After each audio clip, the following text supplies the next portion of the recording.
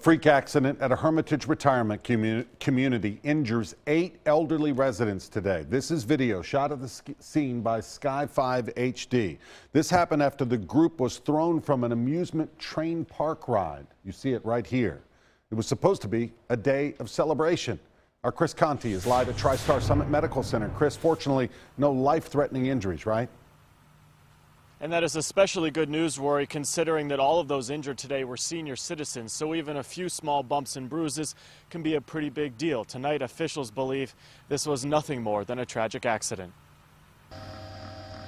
There was people on the ground, people trying to help, but really didn't know what to do to try to help. Had there been tracks for it to travel on, one could have considered this a derailment. But it was pretty chaotic. But in the parking lot of the McKendree Village retirement community, they considered this nothing more than a tragic accident today. 8 people totaled injured. This amusement park ride was brought in for residents here to enjoy for the day. It was traveling down a small hill in front of the building when it flipped. The driver said that he applied the brakes, and either the brakes were not working or were ineffective, and he lost control of the train. Firefighters, first responders, even workers from the retirement home worked frantically to try and free the senior citizens pinned beneath the flipped cars.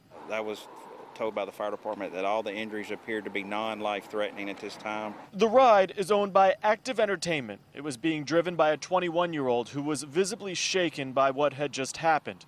Police believe the train had been tested out earlier in the morning, but was simply overloaded when it crashed. We're still investigating the brakes on the train to see if they were operable or maybe just ineffective due to the weight. After what was supposed to be a day of celebration quickly became anything but. It was supposed to be a fun-filled day, but unfortunately it turned into a small tragedy out here for 8 people.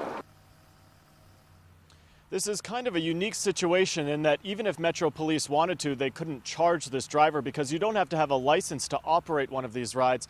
But again, they don't believe that the driver is at fault. Some good news to pass along this evening is that all of those injured today are expected to go home sometime this evening.